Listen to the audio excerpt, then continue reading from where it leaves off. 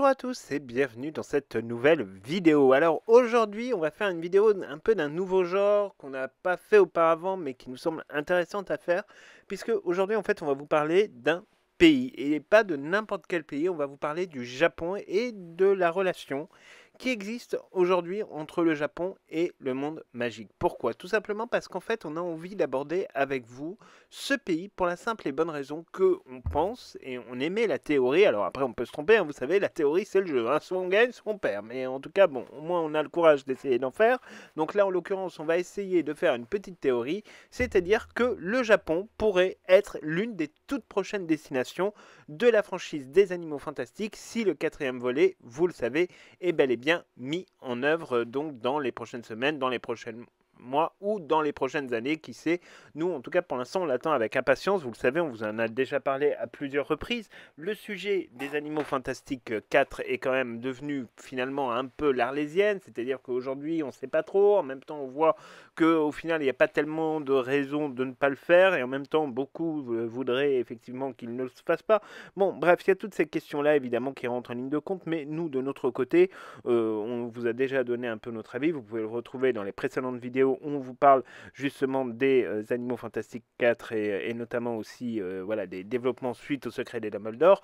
Et puis après, on verra évidemment ce qui va se passer. Mais nous, pour l'instant, c'est vrai qu'on est quand même plutôt confiant. Alors pourquoi est-ce qu'on a envie de vous parler du Japon aujourd'hui? Et bien pour la simple et bonne raison qu'au final, le Japon, on s'en rend bien compte, est devenu l'une des plus grosses cibles de la Warner Bros.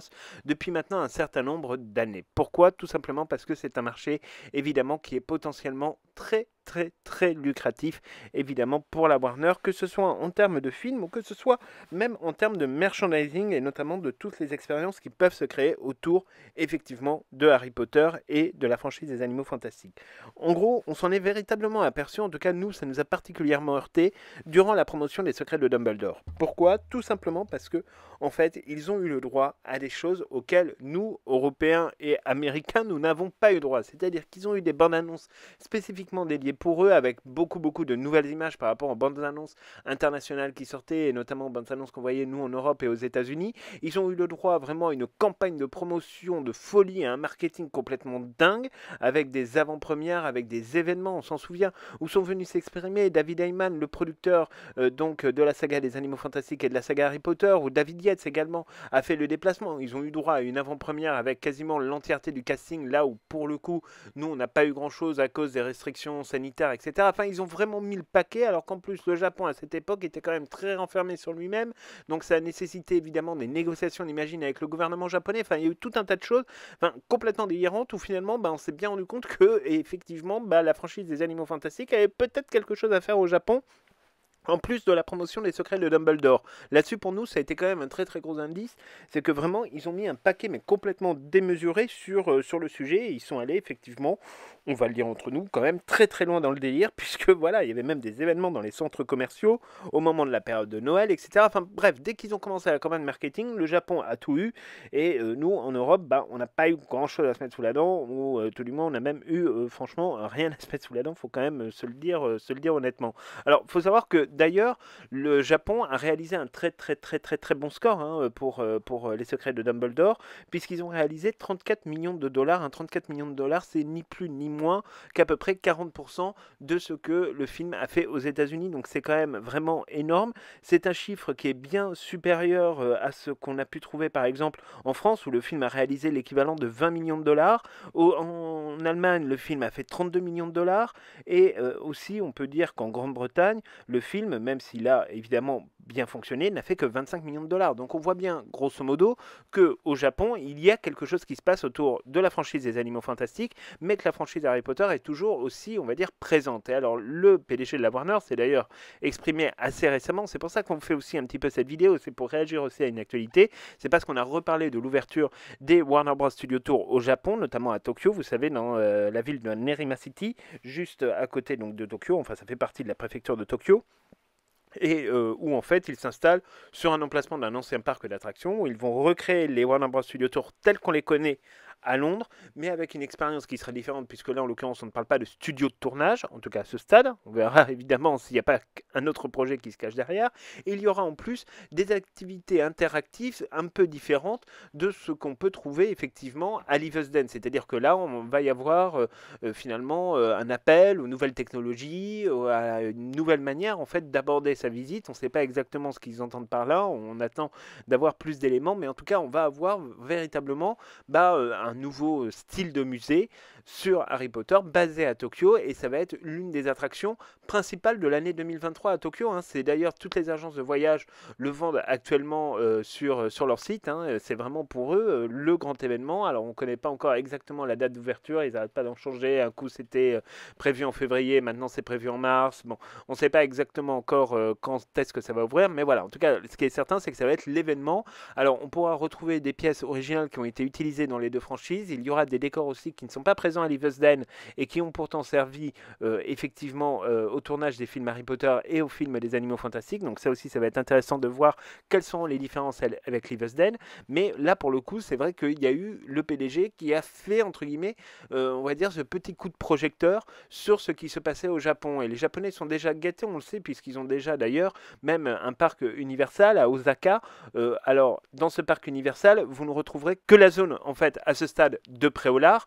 Donc cette zone en fait elle comprend le château et Préolard, mais il n'y a pas encore pour le moment le chemin de traverse, mais a priori c'est une expansion qui est prévue d'arriver à Osaka normalement en toute logique à la fin de l'installation du Super Nintendo World qui est encore en cours d'expansion, mais bon, on voit bien que là aussi, ils vont avoir un parc, par exemple, qui sera plus grand que le parc Universal de Los Angeles. On aura un quasi-équivalent à Osaka de ce qu'on trouve effectivement à ce stade à Orlando, même si on sait que Orlando va être doté d'une troisième zone avec l'ouverture d'Epic Universe, mais ça, on vous en reparlera dans une prochaine vidéo. Le fait est qu'en tout cas, ils ont déjà un certain nombre de choses avec Universal à Osaka, où ils ont un certain nombre aussi d'ailleurs de produits de merchandising un peu différenciés. Alors pour l'instant, ils ne sont pas encore lancés dans les baguettes exclusives, ils n'ont pas encore voilà, beaucoup de merchandising différencié, mais ils ont quand même quelques exclusivités qui ne sont pas inintéressantes, mais qui ne sont pas non plus obligatoires dans une collection, et donc c'est déjà quand même plutôt pas mal. Donc là, on leur rajoute en plus le Warner Bros Studio Tour, et puis comme on vous le disait, encore une fois, il faut se souvenir voilà, de tout ce qui s'est passé autour des Animaux Fantastiques 3, des Secrets de Dumbledore, où là, pour le coup, il y a eu vraiment une promotion complètement délirante, et qui pour nous est quand même un gros indice sur le fait qu'il pourrait se passer quelque chose dans les Animaux Fantastiques 4. En plus, on ne peut pas décorréler aussi, si vous voulez, la question du Japon avec la question de la Seconde Guerre mondiale. Enfin, forcément qu'à un moment donné, le Japon doit être abordé, vu que les événements des Animaux Fantastiques 4 et 5, normalement, devraient se situer dans une temporalité où nous commencerons à nous, finalement, à nous diriger vers le duel du 2 novembre 1945 qui opposera Albus Dumbledore à Gellert Grindelwald. Donc il faut rester quand même dans cette logique-là où le Japon peut effectivement avoir un intérêt, peut y avoir un intérêt effectivement à explorer ce pays-là. Alors on nous dira, oui, mais les secrets de Dumbledore sont déjà allés en Asie, on est allé en Chine, on est allé au Bhoutan. C'est vrai, mais on n'est pas allé au Japon. Donc du coup, on ne sait jamais, il peut vraiment se passer quelque chose là-dessus. Nous, on est quand même assez confiants. Après, comme on vous le dit, c'est une théorie. Si ça se trouve, on se trompe. Et si on se trompe, on se trompe. Et c'est pas grave. C'est comme ça, c'est la vie. Mais au moins, on aura pris le risque de le faire. Alors, après, aussi, gros indice, entre guillemets, sur le fait que quand même, c'est vrai que c'est une cible naturelle de la Warner Bros. C'est qu'il faut savoir en fait que le merchandising Harry Potter au Japon, c'est quelque chose qui cartonne. Mais c'est quelque chose qui cartonne, étrangement, aussi bien à la vente qu'à la revente. Et il faut savoir que, par exemple, si nous, on peut acheter une baguette Ollivander dans n'importe quelle boutique, par exemple, à l'excellente boutique aux Deux Ballets de Paris, donc pour une trentaine d'euros, quand on va aller au Japon, on va trouver des boutiques, on peut acheter la baguette à 30 euros, mais si vous la revendez, par exemple, sur eBay, si vous la revendez sur des sites de revente en ligne, vous la revendez, par exemple, 50, 60, 70 euros, il n'y a pas de problème, elle partira. En fait, les Japonais, en termes de collection Harry Potter, n'ont aucune idée des prix. C'est quelque chose, nous, qu'on a toujours remarqué avec beaucoup, on va dire, d'interrogation et d'innocence. Mais voilà, vous mettez un Nimbus 2000, classique, voilà, tel que vous pouvez le trouver chez Ciné Replica, vous le mettez à 500 euros, il part et il est acheté. Alors que concrètement, vous allez sur le site, vous l'achetez à 300. Bon. Et comme ça, voilà, vous avez votre Nimbus 2000, mais voilà, non, là-bas, c'est vrai qu'il n'y a pas de prix. Concrètement, ils peuvent même, et c'est pour ça qu'il faut parfois d'ailleurs être très très méfiant sur le marché des collections, ils peuvent proposer des choses, notamment par exemple des objets qui ont été vendus à Universal Osaka à 2000, 3000, 4000 euros. alors qu'en fait ça ne les vaut pas et que c'est une simple tasse, par exemple, que vous allez pouvoir retrouver chez un autre revendeur pour une vingtaine ou une trentaine d'euros. Donc il faut faire très très attention, mais c'est vrai que voilà, c'est un marché qui est très lucratif. Les Japonais adorent le merchandising en général, mais c'est vrai que sur Harry Potter encore plus, parce que c'est vrai qu'il y a beaucoup de choses entre les baguettes, etc., plus tous les objets de collection. Enfin, ils se jettent dessus, ils achètent dans des quantités absolument hallucinantes et ils revendent à des prix complètement dingues. Alors il y a peut-être un marché, il y a peut-être un business véritablement à faire. Ça semble quelque chose d'assez évident, mais là pour le coup, on peut se dire que la Warner, effectivement, il voit quand même un peu une poule aux œufs d'or. Parce que, enfin, on va pas se mentir entre nous, on est entre nous sur cette chaîne, on est entre amis, on est entre gens bien élevés. Aujourd'hui, concrètement, la Warner Bros. Cherche quand même à remplir les caisses au maximum. On voit que effectivement, il y a beaucoup de choses qui sortent. Il y a Hogwarts Legacy qui va sortir. Il y a la Harry Potter Magic Castle Wand dont on vous parlait. Il y a également tout un tas de livres qui sortent ces derniers temps. Enfin, on voit bien qu'il y a une volonté quand même pour la Warner là de, on va dire, faire du cash parce que c'est la crise économique, parce qu'il faut faire rentrer du pognon.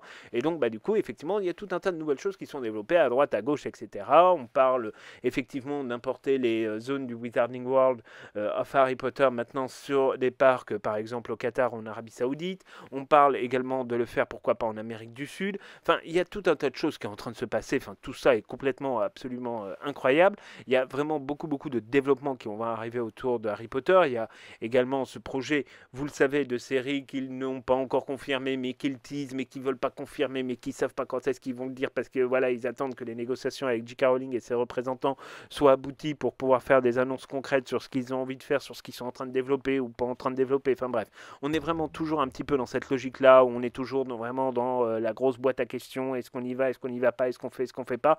Bon, là, en l'occurrence, on sait que concrètement pour le Japon, ils sont prêts à tout pour effectivement attirer ce public qui est un public très très fidèle, qui en plus, comme les Japonais sont un peuple extrêmement conservateur, ne se pose pas des problématiques de woke, à savoir est-ce que c'est bien ce qu'a dit J.K. Rowling ou pas. Enfin, les Japonais ne sont pas du tout dans ces logiques-là, ils sont contre-foot de ces sujets-là, ils sont extrêmement conservateurs.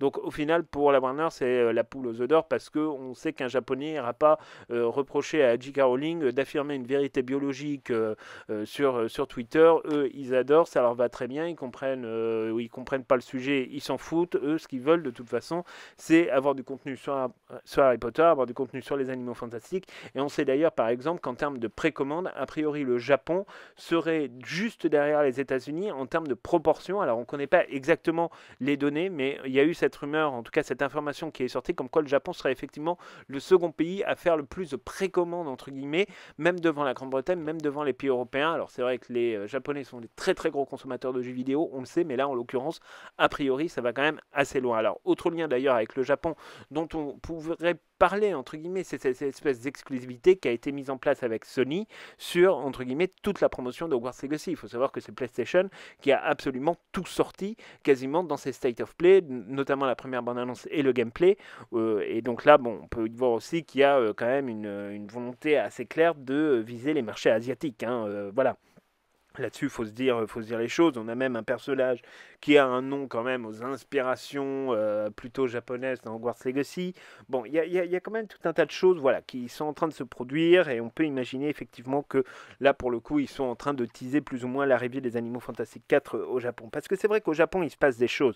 On ne peut pas dire que le monde magique, entre guillemets, et finalement oublie un petit peu ce qui se passe au Japon. On vous comptera dans une toute prochaine vidéo, peut-être même d'ailleurs cette semaine, ça dépendra de la manière dont on avance sur les vlogs du Wizarding World of Harry Potter à Orlando, puisque vous savez qu'on va vous en sortir 3, mais on vous comptera évidemment l'histoire de l'école japonaise de sorcellerie, l'équivalent de Poudlard qui est Mao Kotoro, et où là effectivement on pourra vous présenter l'histoire de cette école, la manière dont ça se passe. Enfin, on va essayer de vous faire une vidéo comme vous avez fait pour Beauxbatons, comme on vous a fait pour Durmstrang, comme on vous a fait un petit peu quand on vous a parlé des fondateurs de Poudlard, parce que c'est vrai que l'histoire de Mao Tokoro, c'est quand même une histoire qui est particulièrement intéressante, et là aussi, autour duquel peut être développé un certain nombre d'intrigues qui peut faire plaisir évidemment au public japonais. Il faut savoir qu'en tout cas, là-dessus, c'est clair, c'est net, le Japon, c'est peut-être le prochain terrain de jeu des Animaux Fantastiques. On peut imaginer qu'il s'y passe des choses dans le 4 ou dans le 5, encore une fois, et d'un point de vue historique, historique et d'un point de vue du monde magique, il n'y a pas tellement de difficultés et surtout, clairement, il y a une cible commerciale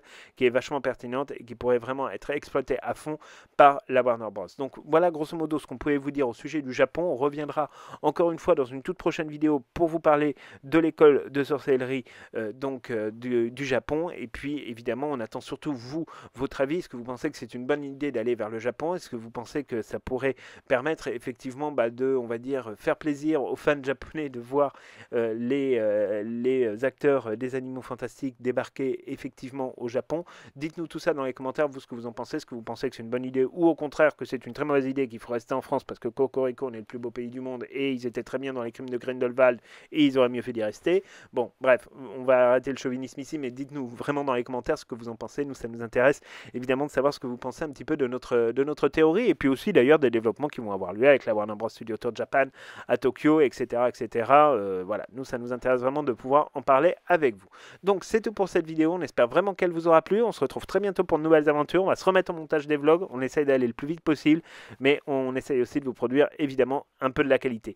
Donc, c'est tout pour l'instant et donc on vous souhaite à tous et à toutes une très bonne fin de semaine et on se retrouve donc très bientôt pour de nouvelles aventures.